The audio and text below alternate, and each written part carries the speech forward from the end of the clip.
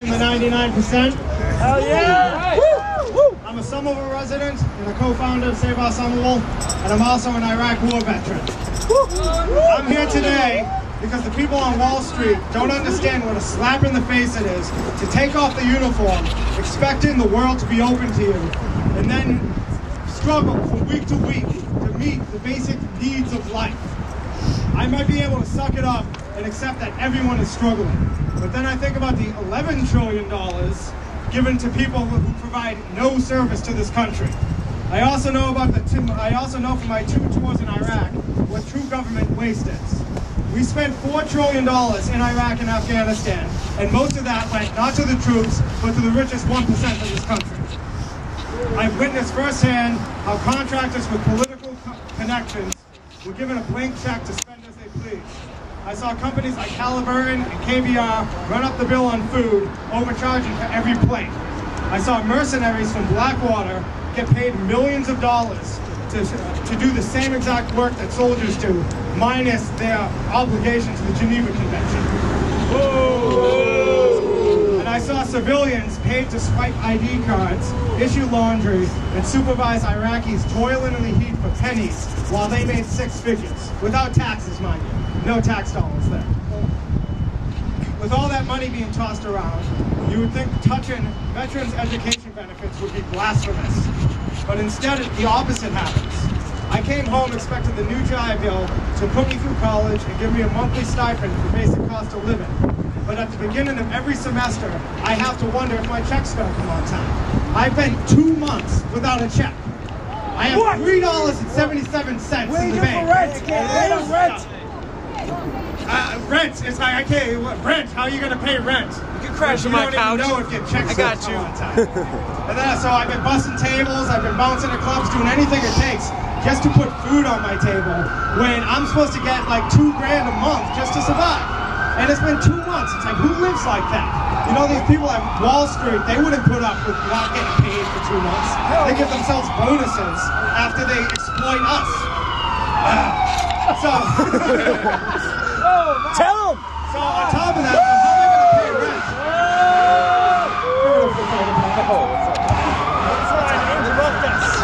So on top of that, the rent is too damn high in Somerville. Too damn high! Rent and home ownership have skyrocketed over the past decade. Meanwhile, unemployment and poverty have gone up in Somerville. And meanwhile, I read a study recently that said you need at least $60,000 to have a 2-family home in Somerville and survive. $60,000. The median income of Somerville residents is $48,000. How does that add up? How are people surviving? It's like, this is ridiculous what's going on here. So then on top of that, with the Republicans and their impotent consent for the Democrats, they made cuts to the GI Bill that takes money away from me while I'm not taking classes. I take classes summer, spring, fall. I take it year-round, and I don't take breaks. But my school takes breaks. So I can't go to school year-round because they're not open. So I'm expected to now find a job every few weeks out of a year just to make ends meet. Because I know people who say we can't even get jobs. So how, it's just ridiculous. You know how it is. So then, on top of that, I go to a private school. I go to Tufts University over here. You guys won't be cheering when your tuition bill comes. Well, once again, the House and the Senate, with President Obama's signature, all consented to put caps on how much money they give to college private schools. And Tufts is one of the most expensive schools in the country. Yes. Of course, they tell me this 2 years after I'm in school, so that they could just make it a bigger inconvenience, I guess. What's that? Yeah, they like to exploit us. They love it.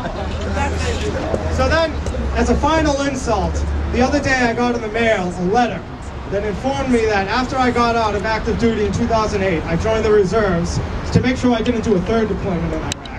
And I got this letter, and it said to me that because I was in the reserves and I collected disability for injuries sustained in the military, I was overpaid. So now I owe them money. I haven't had a check in in 2 months, and they're telling me that I owe them money. So it's funny, because never once in my service was I allowed to change the terms of my agreement. But they feel they can change the rules whenever it's convenient. Isn't it amazing that they can take their sweet time to give me what I'm owed, but the second I owe them money for a mistake they created, you better pay up fast. Does this sound familiar to anybody here? Oh yeah! This is exactly what the banks are doing to all of us in this country. Exploiting every single one of us. Military, civilian, everybody is falling under the same boat. College students, black, white, everybody is feeling the crunch from a mistake they made. Make them pay! Exactly. They can pay. They got money, don't they? They're banks. Adjustable rate mortgages, credit default swaps, some prime lending, service fees. I forgot the service part of that. The service fee increases. These are all code words the 1% uses to describe the fleecing of this nation. They're like drug pushers, hooking average people with the promise of the American dream and then making them dependent on the system for survival. Just like any true pusher, they despise the people they work for. And they don't give a damn about their customers in the least. And we all can see that. At a young age, I had a severe distrust of banks. It must have just been inherent in me. I've always used a small bank. I've avoided debt my entire life. I always shredded the credit cards they sent you the moment you turned 18, as if having debt is a rite of passage in America. I refuse to take out loans, even though college practically forces it on you. I believe in not spending more money than you have, plain and simple. But the banks, they don't believe in that policy. Because of this, banks are actually less likely to help me. They claim they want a responsible lender, but their entire system is based around encouraging irresponsible spending. Because they don't care if you can't pay them back. If you can't, they take your house, they take your possessions, and they'll leave you bankrupt. And by the way, being bankrupt means something to us. They walk away from it. They get a bailout. We're not getting bailed out around here. Because they created an economy that thrives on pushing debt on people seeking the American dream, selling that debt to unknowing and uncaring third parties, and then betting against the very same bad loans they gave out. Going through the banks is like betting against Vegas. They always win and you always lose. But at least in Vegas, they give you a drink for your troubles. We are all victims of the bank's mistakes. They say we won't work, but the banks in this country make money off the work of others. They don't produce anything. They merely convince others to give them money and invest it elsewhere. They are the biggest welfare queens in this country. Yes. They don't know what it is to struggle. They don't know the taste of desperation. And I lost my place. And they're the ones who make millions doing absolutely nothing for this country. You are the deadbeat, not us. So this, to me, is the core of what the 99% is about. I hear people in the media and people I know criticize this movement as lacking clear objectives. They blame the victims of this crisis for a problem directly caused by the banks. They say we're too lazy to help ourselves. But the people I know, we're not seeking a bailout. Our objectives are clear. We want a job, we want a home, and we want the people who took that away from us to be held accountable for their actions.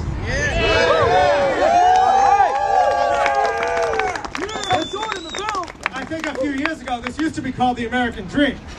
And have a home and have a job and contribute to society. That's what we want. But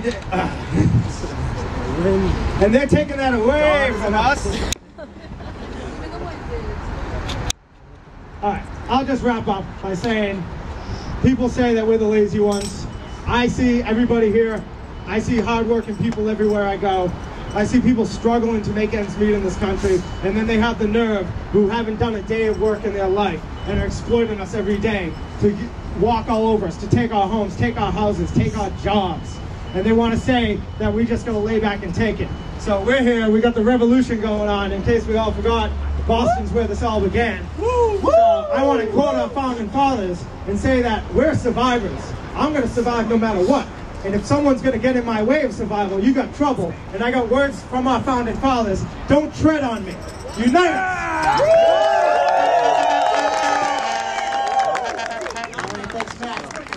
introduce our new speaker, next speaker. But first, I just want to point out some numbers that Matt talked about. So, we're talking about lowballing now. $9 trillion for the bailout. Another $4 trillion for the war in Iraq and Afghanistan. Thank God it's over. Another $3 trillion in the efforts to revive the economy. We're talking a total $16 trillion tax dollars of your and my money that's gone to the banks. But we're here, we're standing up about it, we're speaking about it.